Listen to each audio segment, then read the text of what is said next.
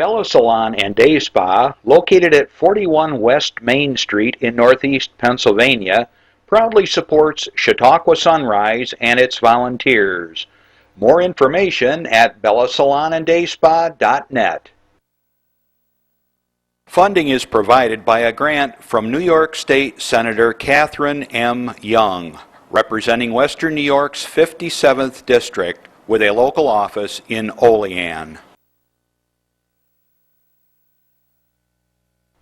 Chautauqua Sunrise is made possible by a grant from Fredonia Place, a continuing care retirement community providing dignity in a modern luxury environment.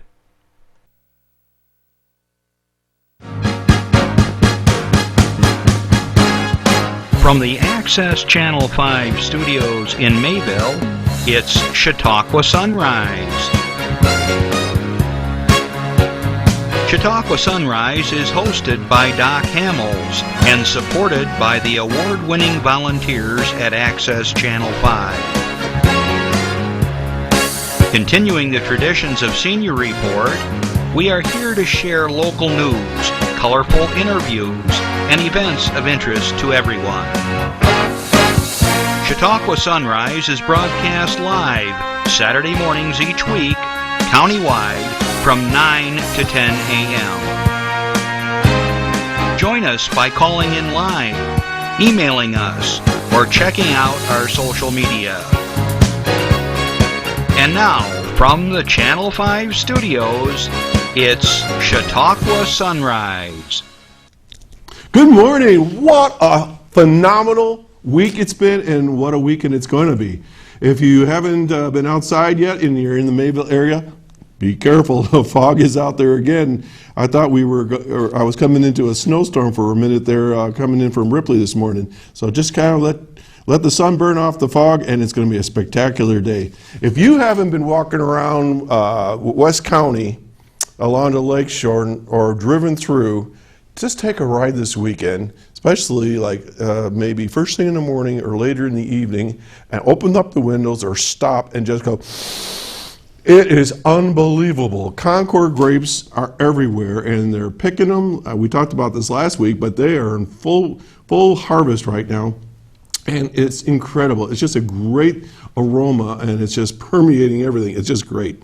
If you're in the area and you want to know more about grapes, I encourage you to stop at the Grape Discovery Center right on Route 20 between Westfield and Ripley. It's the old Ford dealership. If you haven't been in there, it's phenomenal. They've done a total remake of the place, and it's got all kinds of information about grape farming and harvesting, things about grapes, and you can sample some wines in there. They've got gifts and things for with great symbols and motifs and logos and things like that. It's a not-for-profit. It's a great place. It's open throughout the week at various hours, but I know from Wednesday to Sunday anyways, I know it's open. It's a great place if you haven't been there. So enjoy the harvest of grapes and apples and all kinds of festivals going on as you've been seeing probably in the paper and in the TV. Chautauqua County is just a great place to be right now. Last night, or maybe even tonight, I don't know about you, but go outside, shut off all the lights and look at the sky. It is like looking at an astrological, spectacular event. The stars are just like you can just about grab them. The Big Dipper sits right in front of our house up on the hill, and I was shocked to see how many you could see last night. It's just a spectacular time of year. Some people like summer. I'm a really kind of like a spring and fall kind of a guy. This is my favorite time of year. I don't even mind a nice cool night when you throw on the fireplace and just cuddle up a little bit and have these nice warm days. But anyways, what a great time. Hey, do you know, see that story about the Chicago airport getting knocked out? I've been saying this for a long time. You don't have, and I think we talked about this before with Joe Gerasi when he was here. We don't have to be invaded here in the United States to bring us to our knees. All you got to do is knock out our cell phone systems, our communication systems, or whatever. So there's a case where there was a fire. They completely knocked out their communication system, so every airplane was grounded, and I don't even know if they're up in the air yet. So I just kind of think I'm going to keep my landline phone for a long time, because if my cell phone goes out, I still got ability to get out and talk to people. Okay, a couple of things I want to share with you. Ladies, not gentlemen, ladies, hear this. Westfield Memorial Hospital has a new staff member. And I tell you this because here in West County, we haven't had this service for a long time, but we're going to have a Dr. Jane, Jain, and she's a doctor, and she's coming to Westfield Memorial Hospital, and she's OB-GYN. And I don't think we've had that service for at least 6 or 7 years or more. And she'll be starting, I believe, somewhere at the end of October. But anyways, I wanted to share that with you because this show is not only multi-generational, but I'm here for health, wellness, and let people know some of the good things that are going on around us. In our new introduction, it's new to some of you because maybe you would see the old senior report, but today was even a newer version, and thanks for Chris Burt. He added a few new slides in there and some pictures. But we had a new underwriter. An underwriter is not really an advertiser, but it's someone that supports us through in-kind services or through a donation, that type of thing. And if you'd like to be an underwriter, we have room for 3 more underwriters, and we'd be happy to talk with you if that's something that you feel would be beneficial to you or your agency, your company. And just contact us here at the station. You can call in, you can Twitter us, you can email us, and there it is, like magic. And let us know if you're interested, and I'll contact you, and we'll talk about how this can happen. So anyways, want to welcome Bella, Salon Day Spa to the show, and we're happy that they're supporting us. Something I wanted to share with you that came across my email the other day is a follow-up to Kathy Young's visit here not too long ago. She has something called the new Combat Heroin campaign. We talked about this with Kathy, we talked about this with Vince, and we talked about this with Joe. Heroin is an epidemic. It's taking off throughout our area, and she has a website that you can go to, and let's see here. It's called combatheroin.newyork.gov. So let me give it to you slower. It's all one word, combat heroin, all one word, .newyork.gov. Okay? And if you are concerned about heroin or if someone in your family is involved with this, that place could give you some information and some things that you might want to think about. As I said, it's a growing concern here in Chautauqua County, and I know all the folks that are in law enforcement and in legislation and your politicians in Albany, big concern, and here at Chautauqua Sunrise as well. I am very concerned because having been in education, I can see what happens to kids and families when they're racked with drugs. Got a few announcements I want to share with you, and the reason why I share these things is because number one, we want you to support some of these activities locally, and number two, if you are new to the area or you're just visiting, you might want to check some of these things out. So with no further ado, let's go right to the first slide that we have here. It's called the Town of Terror over at the Children's Safety Village. I've been working there as a volunteer and a board member for a number of years. They're setting things up right now. They turned the whole village into like a zombie land, and tickets are $8 pre-sale, and it tells you various places you can check it out. And it's going to be every weekend, starting the 10th through the 25th, the Friday, Saturday. You pay your money, you get in line, and then you go through this maze of really fun and scary things. Don't bring little guys. This is probably like second grade on up because it is pretty scary. But they have a combo package now where you can go to the mall has one, and the Squire Theater over in Jamestown. So there's a 3-pack. If you can't get enough of your screams out in one place, you can do a triple time. So anyways, that's coming up. But the Town of Terror, highly recommend it. It's one of the best scary places in the area. Okay, next one, health insurance. Very, very important. If you are a baby boomer and you are 64 years and some 8 months old and you have not figured out your health insurance situation because you're going to be going on Medicare, you probably want to get a hold of these folks. And there's one in Jamestown, Mayville, and Dunkirk, and there's your phone numbers and that. You know, if you ever say, wow, I didn't get that, you could always call in here. And we've got people on the phones, and they could give you the information if you didn't catch it in time. Of course, remember, this is a live call-in show. We're here September 27th, and we're going to be here till 10 o'clock. You can call in and ask us a question about anything that you see. You can also catch the show later in this afternoon and throughout the week here in Mayville and the area, and then it's rebroadcast in Jamestown and up in the Dunkirk-Fredonia area. We're everywhere in Chautauqua County. Okay, the next one, and we have an airport dedication. Randy tells me he's not going to be here next week because this is more important than we are. All right? I don't know. What are they dedicating? The whole airport? He's shaking yes. Okay. So evidently they're going to rename it to the Robert Jackson Field. Okay. Jeff was going to say something in my ear. I can hear a voice there. But anyway, there's information for you. 10 o'clock, October 4th. So if you're interested, head on over there. Okay. Coming up also, the Mayville Library has a big auction and fundraiser. And these are a lot of fun if you haven't been to some of these things. They have live auctions. Sometimes they have, excuse me, Chinese auction and so forth. And that's October 10th. There's information there, and they're just down the street. And they're particularly good friends of the station here. They're very supportive. When I get to stand outside for 2 hours and announce the Mayville 4th of July parade, they let us use the facilities there. So we encourage you to check that out. I've never announced this before other than this week and last week. We've got a hot dog event. Here it comes. 2014 hot dog roast with chili this time of year and homemade soup. This is benefiting the United Way, and that's going to be, wait a minute, that was yesterday. Well, you guys, we give them free advertisement for next year maybe. I don't know. I wonder how the soup was. All right, off with that.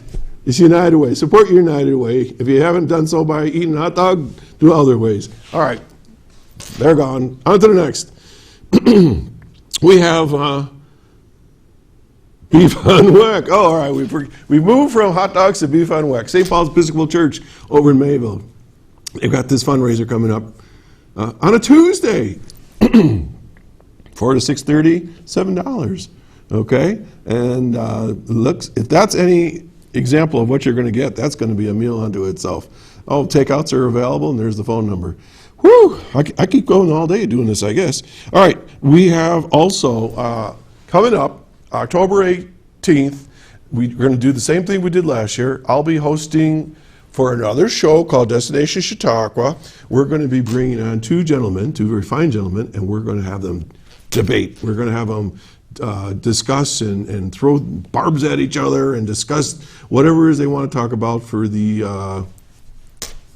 150th Assembly District. Andy Goodell and Barry Yoakum will be here, and we're very happy to have them. They're two great guys. They know each other. They're friendly towards each other, and anytime you do sort of a political race, it's always good to stay on good terms with your opponent, and they're both gentlemen and scholars, and it'll be a lot of fun to hear what they have to say, and it gives you an opportunity to see these guys, hear them, find out what's on their minds. And I've been told Chris Burt has been heading this project up again. If you have any questions you want us to ask during the debates, to send your questions or pose them, and they're going to put up an address here again. You can either Twitter us or email us. I can just like pull it. Oh no, I got to go this way. I got to pull it this way. I'm always backwards on TV. You can Twitter us or Facebook us with questions that you might want. So that's Andy Goodell and Barry Yoakum on October 18th. Whoo-wee, let me see here. I think I've covered everything. Let me just check on my little notes here. Okay, what we're going to do now is we're going to take a break. We're going to have a public service announcement. This is for you, and we'll be right back with our very special guest. Thank you. Oh, hey, bud. Where are you headed? Just gonna hang out. With Gary and Todd? Yeah? I've been meaning to ask you, is there any drinking going on in this crowd? No? If any of your buddies ever pressure you to take a drink, just tell them you promised your dad you wouldn't. I'd do anything to keep you safe. Okay, I will. I hope this is working. I promise. Love you too, Dad. They really do hear you. For tips on what to say, visit underagedrinking.samhsa.gov. It's absolutely true. Talk to your kids, talk to your grandkids, talk to the neighbor kid. What the heck? you're going to probably save them from a world of pain, and if they can feel confident that they can come talk with you, that's a good thing. The other thing that always surprised a lot of my students and my own children is I would tell them what I already know that they're thinking. They go, how'd you know that? Because they forget that we were kids too. Okay, I want to tell you a little story, and then this will segue right into my guest today. I was in high school. Yeah, I was there once. Canisius High School in Buffalo. And you're probably thinking, what does this have to do with what you're going to talk about? It all comes together. It's really good. About 1965, just before I was in high school, this guy called Lyndon Baines Johnson puts together some federal legislation, and it was called the War on Poverty. Okay? And he created something called community action programs. When I went to high school, I was there from 66 to 70, only 4 years. I remember the Jesuit priest saying, there's this new organization they're going to form, and if anybody's interested in volunteering, I had been a Boy Scout, and I did a lot of public service and things like that. So, that's right up my alley. And it was tutoring kids and things like that in the inner city. And so it was they called it CAP. So I never knew it by any other name other than CAP. And so for, I think it was 3 years, I was involved with working with inner city children, and I was going into education anyway, so it was a good fit for me. So now we get me involved with the inner city, and I'm working with kids in the summer programs and teaching them reading skills and working on their math skills and all that sort of thing. So I really got involved with this CAP program. Well, now let's fast forward, like I figured it out, I think it was 34 years later, I got asked to sit on a board of directors of Chautauqua Opportunities. Well, I've been on that board since 2002, I think it was, and I've been the chairman of the board, and it wasn't until, and I know this seems really weird, I had been on that board for like 8 years, and the director, Roberta Keller, says, Chautauqua Opportunities is a community action program, and all of a sudden it was like one of those music, lights, and it was like, ta-da! This is the same legislation that formed this high school program that I was in called CAP, and here I am serving on a board of directors for a CAP program or community action program. The reason why I want to talk about this today is because, as I've said before, Chautauqua Sunrise is a family, community-oriented program, and I want to talk about issues. I want to take them on face to face. I don't want this to be hidden and so forth. But we got some concerns in this county, and today we're going to talk to Raquel Nichols, who is the Director of Family Services at Chautauqua Opportunity. So I want to welcome her to the show, and boing, there you are. She's been waiting patiently here on the sidelines. But I wanted to kind of segue that because I didn't realize I've been involved with it all these years and being in education and so forth. So welcome to the show, and how are you today? All set, ready to go? Yeah. Good. Thank you. Good. Raquel, I know that you've been with Chautauqua Opportunities for some time, but could you tell us a little bit about yourself? Where do you hail from? Are you from the county originally and all that? Well, I was born in Amherst, New York. Oh, just up the street from me. Just up the street from you. Okay. And my parents had a house down here the whole time I was growing up in Maple Springs. Mm-hmm. And then when I went to college, I moved down to Bowling Green, Kentucky. Okay. I was down there for about 18 years. Got my bachelor's and my master's at Western Kentucky University. After that, I was the clinical and program director of a psychiatric residential treatment facility down in Glasgow, Kentucky. That sounds easy work. Oh, yeah. Serving severely emotionally disturbed adolescents and their families. Okay. Did that for 10 years. Moved back up here to Chautauqua County because of my fond memories of Chautauqua County. It's a great place. Been here ever since and started working at Chautauqua Opportunities in 2004. Okay. Have had multiple positions there, Yeah. with my last one being Family Services Director. And we're developing a lot of new services and working to integrate all the services towards a new evidence-based model of anti-poverty work. Wow, that's a mouthful, huh? Yeah. So you said I talked really a lot in the beginning. Well, we're going to really dig into this topic now. Okay. So can you just give us maybe, what we call the elevator speech of what is Chautauqua Opportunities, and maybe just give them the folks a broad stroke of that, because I kind of led you into there. So let's talk a little bit about that first, if we could, and then we'll get into your department. How's that? Sure, yeah. So, as you said, Community Action was developed in 1964 by Lyndon. 64. What did you say? I said 65. Must be, maybe that's when the law went into effect. I don't know. 64 was the President Johnson's War on Poverty. Okay. And there's over 1,000 community action agencies. Really? Yep, in the United States, in every state, including Puerto Rico. Mm-hmm.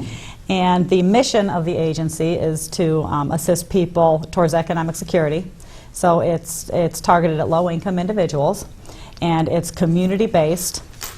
And Chautauqua Opportunities is not anywhere near one of the largest community action agencies, but it is one of the most diverse. Mm-hmm. And so fortunately, we have a multitude of services and a multitude of areas that we assist low-income individuals. But we also have services for anybody along the spectrum. And so we serve those in crisis. We serve those who are trying to advance their education and their housing situations and their business opportunities. So we have two corporations, Chautauqua Opportunities, Inc., which is the community action, and then we have Chautauqua Opportunities for Development, Inc., which is another corporation under the umbrella that is a designated lending institution. So we utilize that corporation to assist with things such as small business loans, small appliance loans, all directed at assisting individuals in increasing assets, developing businesses, increasing income, reducing expenses. So a lot of the work towards moving out of poverty and towards economic security. So how many services does Chautauqua Opportunities offer? That continually changes. Okay, ballpark. Ballpark, I would say 60. Really? 60 different I've lost track myself. services, yeah. And how many people work for Chautauqua Opportunities? 430-ish. Well, it's got to be like one of the largest agencies in the county. It is. It's a second to the resource center. Wow. Okay. Yep. Okay, great. Well, that gives us sort of a thumbnail sketch. I want to remind people that this is a live call-in show. I always say things backwards. A live call-in show, and you can call us at this number and ask a question of myself, Raquel, or you want to share a birthday, an anniversary, have an announcement for your agency or your club, give us a call. Okay. You use the word low income. What does that mean? I mean, people say, I'm broke, but that may not be low income. It just means they're spending all their money. What do we mean by low income? There's a federal guideline that indicates it's based on family size and income of that family situation. And so when a family or an individual falls below that poverty line, that is considered to be, quote, low income. Okay. However, people historically have thought of people in poverty as those who either are not employed, have a disability. We know that especially in Chautauqua County, we have a lot of what we call the working poor, individuals who have 2 and 3 jobs and are still struggling to sustain a living wage and support their families. And so historically, communities or individuals who are not in poverty, who have not experienced poverty, tend to think and stigmatize low-income individuals. There's a stigma that these individuals don't want to work, that they're lazy, that they're not trying, that they're lazy, and we see just the opposite. Our customers are hardworking, very resourceful individuals, and have been not provided opportunity to engage in some of the activities and educational activities, and been welcomed into institutions and given the opportunities that some other individuals have. And so we're trying to get out into the community and re-educate both about those with low income and with the services that are now available. You use the word customer. That's an interesting term. Do people buy your services? Well, we serve individuals, and people don't have to come to us. Okay. We're a customer-driven agency. We believe in treating everybody with dignity and respect, and we engage our customers in development of services in a multitude of ways. We have community councils once a quarter, both north and south, where we invite anybody in the community to come and discuss any presenting needs or issues in the county. And then also to talk about what services are available, what gaps that people are seeing, what is stopping people from being able to progress and gain wealth in our community. And then we utilize that information to strategize around improving or developing more services or pursuing more resources, bringing more resources down into the community to meet those needs. What does it cost for people to get services? Is there ever a cost involved? There are some services that are a fee for service. Depends on what it is. Depends on what it is. The majority, there is no cost. The majority is through funding, either from federal, state, or local grant funding. And then we also have some services where there's a small fee, such as our small business development, our home ownership classes and things like that. But at the same time, because we recognize some individuals can't afford that at the time that it would most benefit their progress towards whatever their goals are, we have some of our programs, our services that will subsidize that. Okay. When I was in education, and especially when I was a superintendent, we would get information about our students. And one of the indicators that we would receive is demographic information: how many boys, how many girls, you know, their age groups and so forth. And then we would get free and reduced lunch. And I think that people would be somewhat shocked if they realized the percentage of the children in our schools today, with very few exceptions in this county, that are on free and reduced lunch. I don't want to quote a number because these numbers are constantly changing from year to year, but I would say that I knew of at least 5 school districts where half the children, 50%, 1 out of every 2 children, were either on free or reduced lunch, meaning they were in a low-income bracket. Is that still true? That's still true. It's still very true. And actually, I don't have the stat, so I don't want to state the number. It was Right. it was actually a little bit above 50% last time that we assessed it. And historically, Chautauqua County has been higher than both the United States and the New York State numbers. Would you classify, and I've heard this from other people, that Chautauqua County is a poor district, poor county? Okay, as a It's whole. one of the poorest in the state. My goodness. And I believe Cattaraugus is right in there. So That's right. It's sort of the southern portions. Probably you go all the way over to Chemung and Schuyler and Cattaraugus and Allegheny. Correct. I think that whole southern tier is kind of depressed financially. Okay. So if somebody was in the area and they're really scraping by and they've got some concerns, I don't even know what their concerns are, but you are family services, so what would someone be wanting from you? What services do you offer? Family Services is a division within Chautauqua Opportunities that augments and supports many of the other services that are available. So I can give an example of an experience that a customer might have. Great. So let's pretend that I'm a single mom. I have 2 small children under 5. And that's not an uncommon scenario. Very common. Okay. Very common. 2 small children under 5. I'm struggling to pay my rent. I'm struggling to pay my heat bills and to keep food on the table every month. Is this woman working? She's working part-time. Okay. Okay. Doing the best you can, probably has some child care costs. Okay. Yep, okay. So I hear Chautauqua Opportunities. So I reach out and I call our central intake number. I call our service building.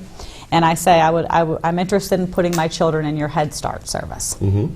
And so she is set up with what we call a navigator.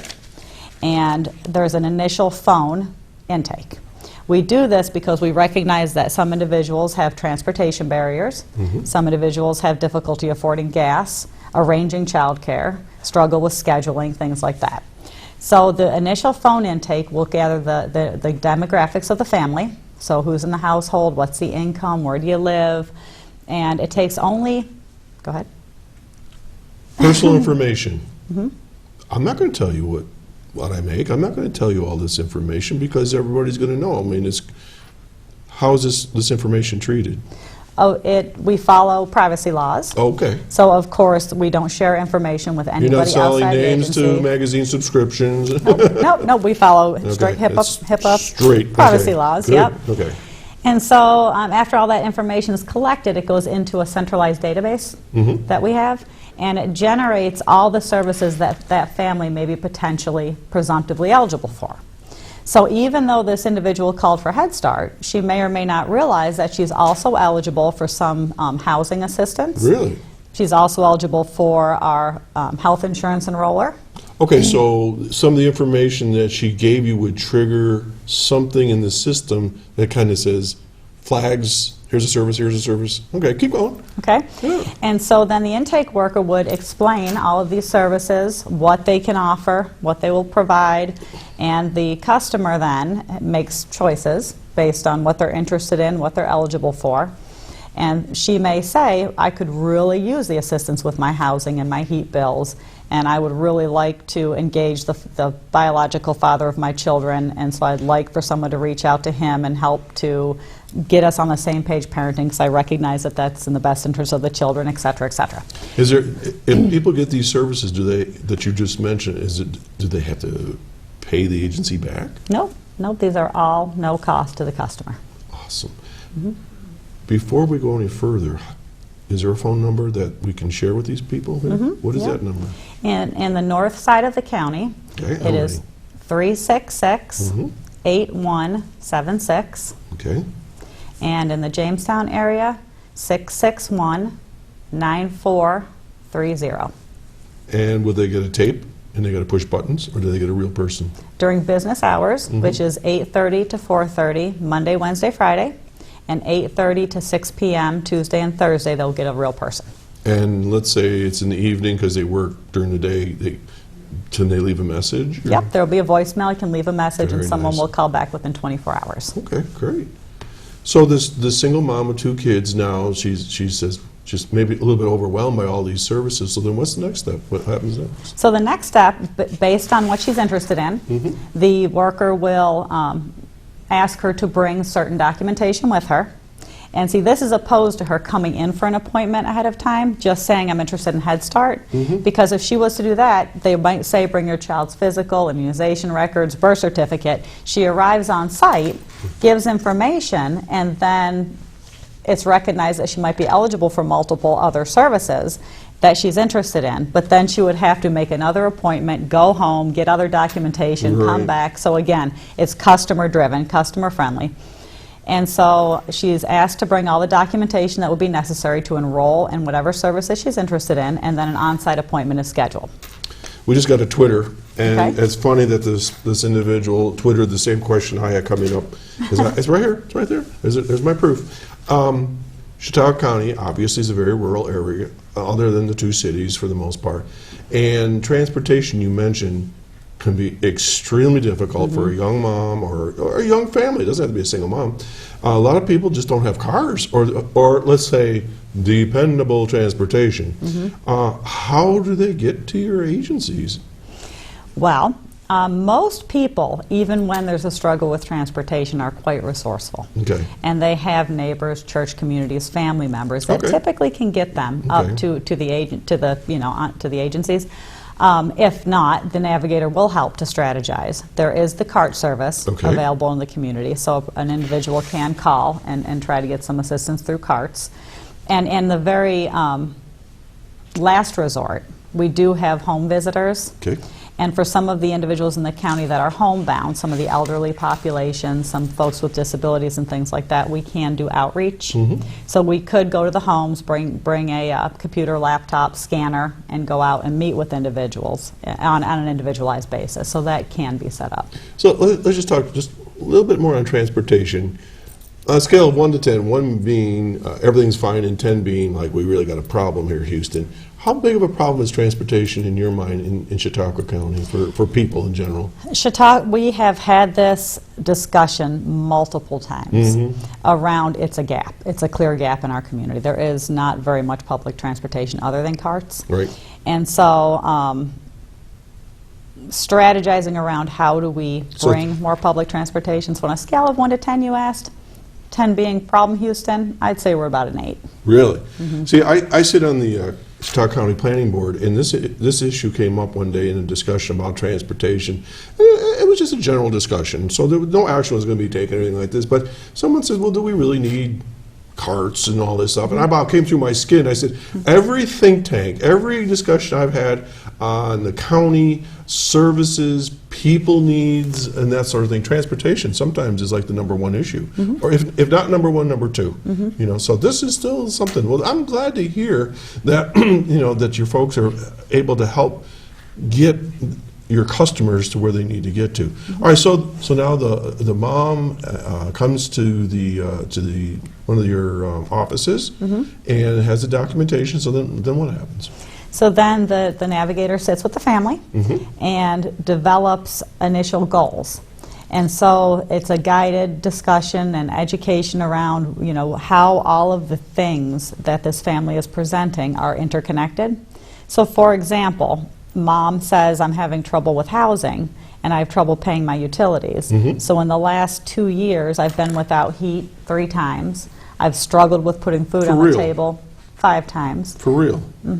I've had to move twice because of the housing situation and lead and wires hanging out that's dangerous for my children. And so we talk about how the housing situation, the food situation impacts the children's education, how moving school district to school district is disrupting peer relationships. Oh, yeah, and that's a behavior problem. yeah, and when children are coming to school hungry, clearly they're not going to be focused on learning. You know, it's 2014, and the things that you're telling me about is things we talked about in the community action program when I was in high school, and we haven't really come that far, have we? And I'm glad that you said that, because we've been doing public forums and we've been working very hard for the last 10 years since I've been there, and probably 5 or so years before that, on developing different services, different anti-poverty model, because currently most of the services from the federal level and state level are still designed based on the face of poverty in 1964, 1965. Handouts. Here's a card, buy this, here's that. Has nothing to do with bringing yourself up by your own bootstraps. And that's what I think I'm hearing you say? That's right, yep. And so when we develop these goals with the family, we're utilizing the services as stepping stones, as so to speak, a ladder out of poverty, rungs on a ladder getting out of poverty. Okay. So the goal is not to get HEAP, or the goal is not to get enrolled in Head Start.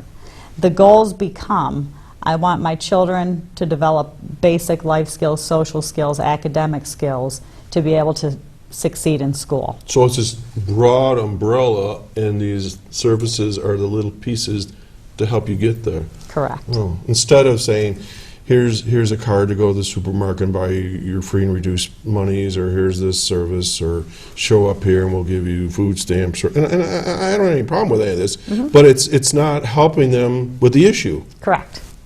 A Yep. Band-Aid approach as opposed to internal. Wow.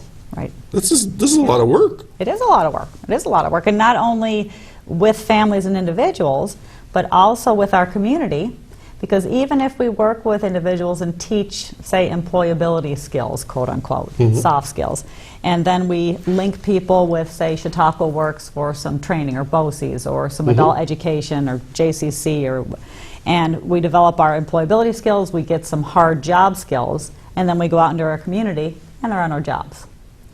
So we also have to work within the community to encourage small business development, to encourage individuals to do even cottage industries, which is develop a business out of your home for a secondary income stream, and then support other agencies to grow. So we work a lot with other agencies, developing strong partnerships, combining resources to serve How more. in the world did anybody develop this whole concept? My head is I'm spinning here, and I'm not, like I said, I'm familiar with COI, but I don't know if I've ever heard it quite described this way. This has been an evolving, huge movement. Where does this come from, this whole movement, as far as this, what's the word I want to say? You're enabling them to take care of their issues and to move on, as opposed to this Band-Aid approach. Is this coming out of Washington? Is this coming out of best practices? Who's telling you all this stuff?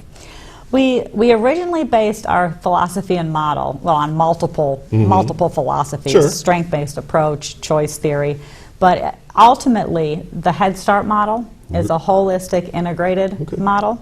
So it looks at the whole family, it looks at all life constructs, meaning health and wellness, academic abilities, relationships, family involvement. So we took that model and we kind of blew it out. And we wanted to provide every customer that walked into COI with the same opportunities. So that's where, when we say integrated services, we use the resources, and money is available, staffing, manpower, community members, other agencies available to us to try to blend resources to create services that are designed towards getting people out of poverty, towards self-sufficiency, instead of just staying in silos, saying this is Head Start, my goal is to get a child kindergarten ready. We look at the whole family across all constructs. Oh, that's pretty awesome. Let's give you a breath. Okay. You are watching Chautauqua Sunrise. I'm Doc Hamels. You are welcome to call in if you have a question. It's Saturday morning from 9 to 10. Don't call us at 11. We won't be here. But if you do have questions or follow up, you always can call the station. If you want more information about what you're hearing today, we can hook you up. Here's you can Twitter us, you can Facebook us. We're on all those now. And like I say, if you have questions for Raquel or myself, or you have an announcement, give us a call. Okay. Okay, so Mom is gone through the. I'm going to stay. I do this for. I've done this for a living for years. I can actually keep a thought. My wife may not think so, but I can do this. So we have a mom with a couple kids. She calls in. They say, "Oh my gosh, you're eligible for these other services. Come on in." She sits down and she starts to sign up for some of these services. So, have you had success stories? Is it working? How do you know if you're doing the right thing? What's going on? You know, it's funny that you say that. I'm like that. I can read minds. Yeah. We have multiple successes. But just yesterday we had our staff development day. Oh. And as part of that, in the beginning of the day, we had a panel of 4 Chautauqua Opportunities staff members that discussed how Chautauqua Opportunities has impacted them personally. And the idea was, how does it impact you professionally? But as that panel spoke, some more individuals in the audience, and we said we have 400 plus employees, stood up and were talking about their own experiences. And many of our employees have also been customers of the agency. And so we had one, and I'll just use this as an example because that was just yesterday. We had one individual who talked about coming in as a Head Start parent and having her child in Head Start. And she was still living at home, and her child engaged in Head Start, and COI assisted her with her housing situation. Through the process, she was able to get her associate's degree. Well, first she got her child development credential, and she began working at the agency. Then she got her associate's, then her bachelor's, then her master's, and then... You're combining both terms there. Did you hear that? It happens. It's live TV. It's pretty funny. This will be on YouTube later, by the way. Yeah, I know, right? Then she's now a teacher. And she just recently bought her own home. And she she's was an a customer employee. and an employee, and now does she still work for the agency? She does. She was there yesterday telling the story. Oh my gosh. Another individual who moved from Puerto Rico and who came and didn't have any kind of support system, didn't speak English very well, and she also enrolled her child in the Head Start service.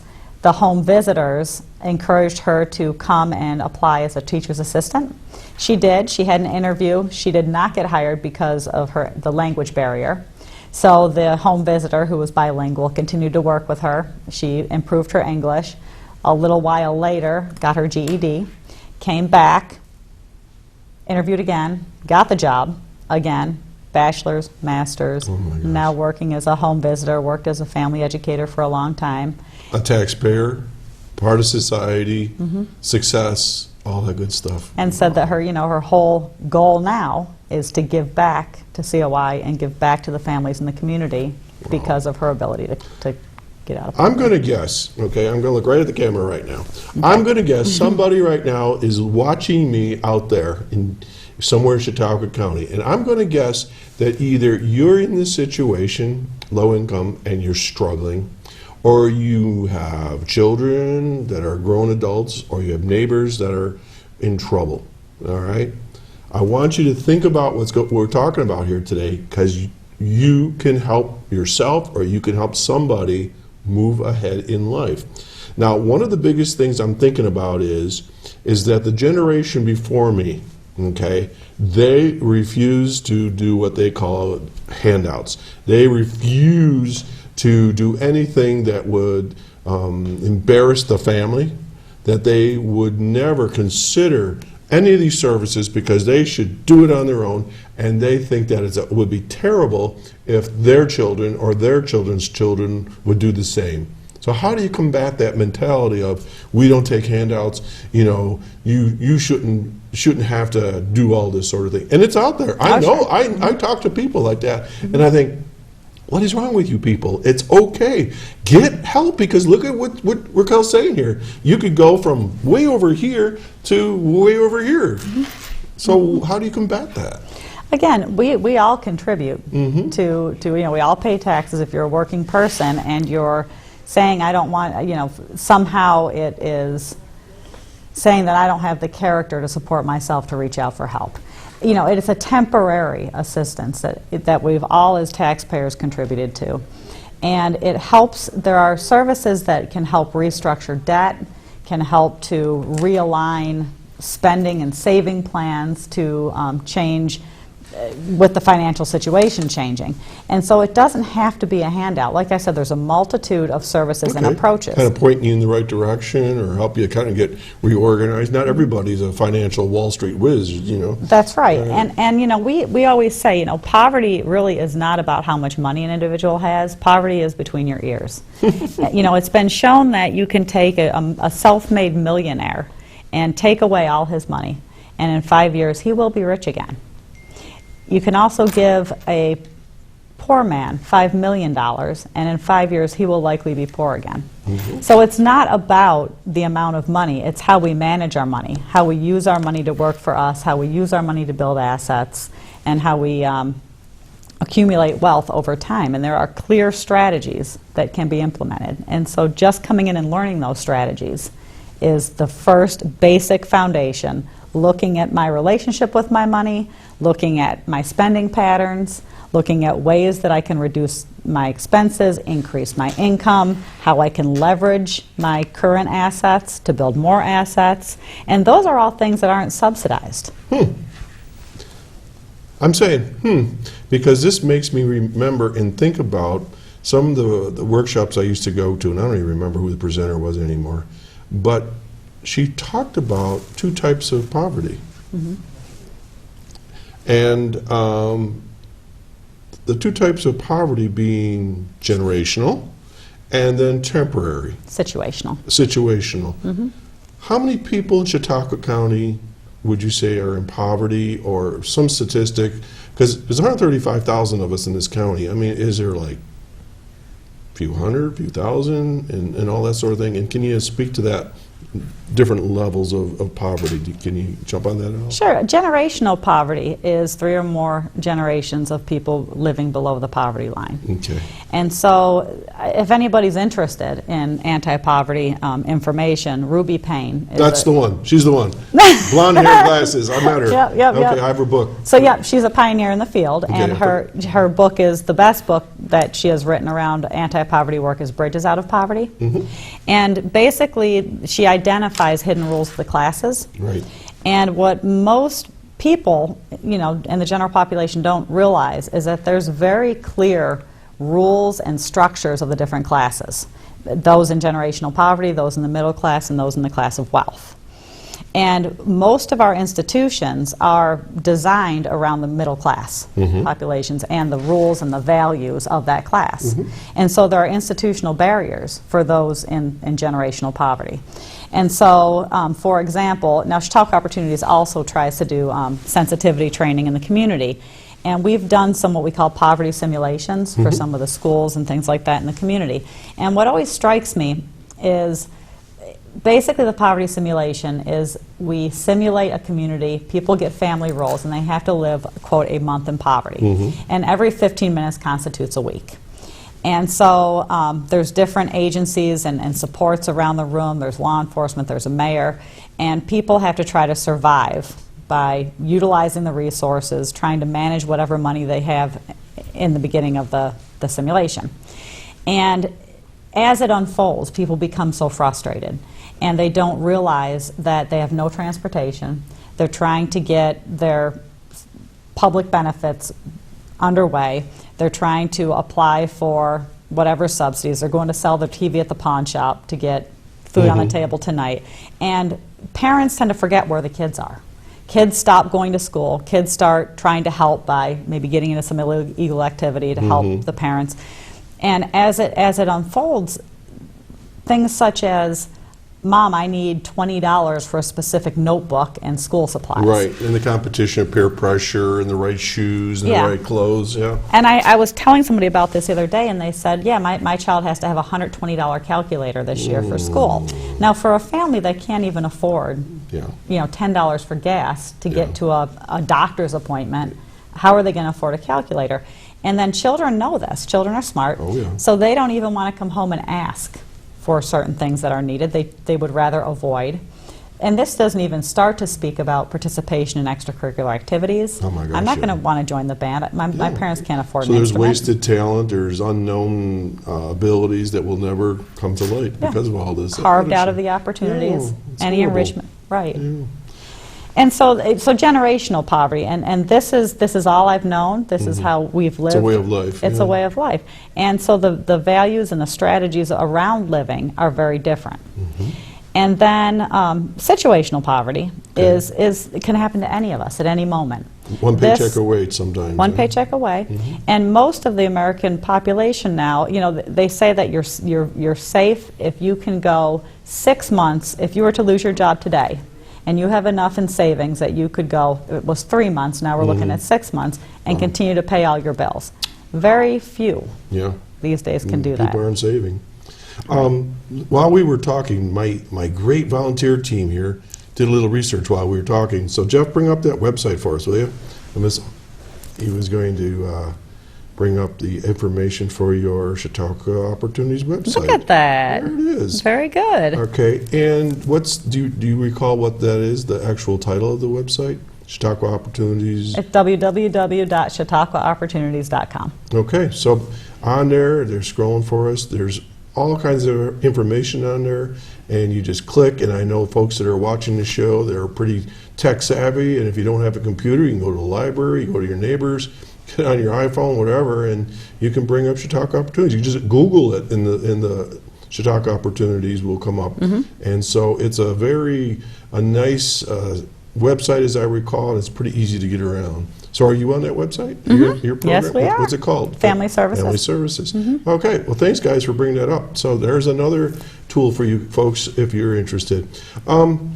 So you talked about two kinds of poverty, the situational one. So it could be just you lose your job or something catastrophic happens, and it doesn't even have to be it can be a divorce. Oh, a divorce happens. That's catastrophic. Well, yeah, but I mean, it's a major medical. Yeah. I mean, somebody in the family. Wipes you out, no insurance and things like that. Right. Yep. Wow. Yep. People might be thinking here, like, well, this is fine, my tax dollars. Well, what tax dollars? Where's all this money come from for these 400-some people? It's mostly grant funded. The agency, though, we're very transparent, and we do the best we can to always try to serve more people for less money. We're constantly trying to become more efficient. Of course, you talked about being on the board of directors, so we're governed by a board of directors. Right. And the money comes from federal, state, and local funding. Okay, so it's good stuff that's coming back in the county. Oh, yeah. We've got a phone call finally. All right. And this is an individual that does a lot of good work also in her field. Good morning, Linda. Well, good morning. Well, thank you for the compliment. You're very welcome. And how nice it is to see somebody from Chautauqua Opportunities on your show. It was brilliant, wasn't it?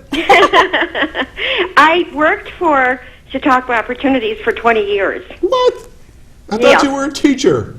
I was a teacher. You have so many sides to you. What did you do there? At Chautauqua Opportunities? Yeah. I directed a senior employment program, which I'm doing now in a different capacity for the Office for the Aging. Who would know? What years were those? From 1986 206. till around 2005, yeah. I did. 2006, yeah. This is. Do you know Linda Spalding? I do. Hi, Linda. Hi. This is your life.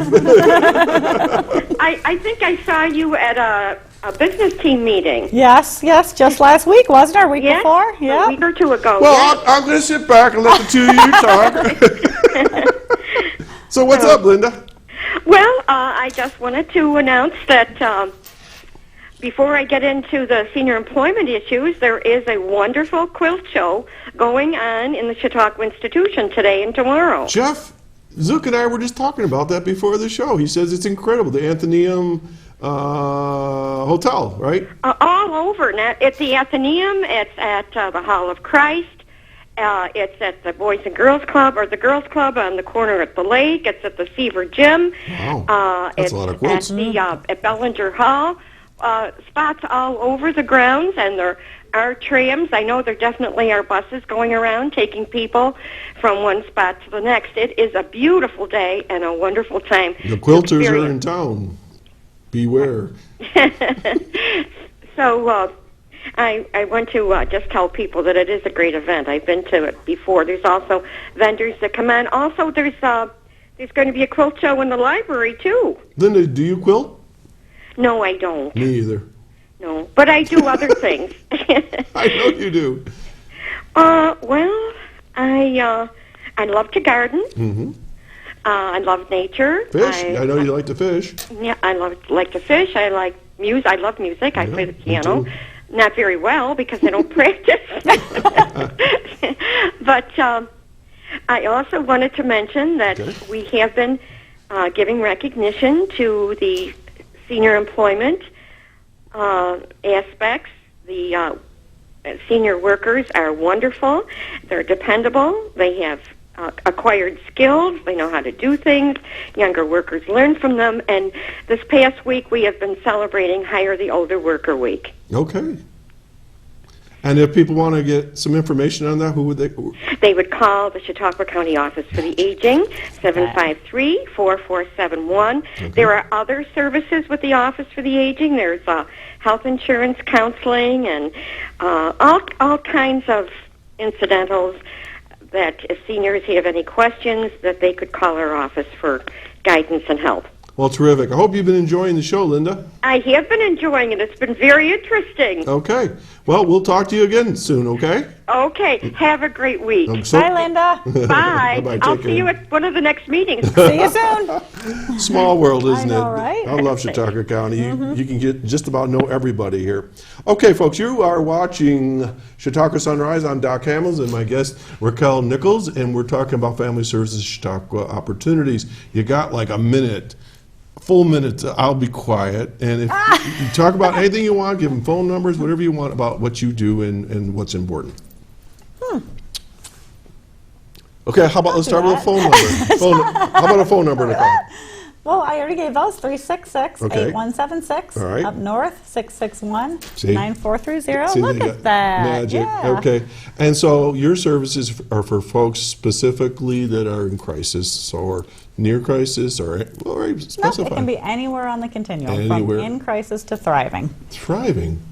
Thriving. All right, so somebody has an idea, concern. What can your next door neighbor refer to you? Sure can. Anybody can. Anybody, we serve any resident in Chautauqua County can come. And we have, like I said, we have a whole continuum of services.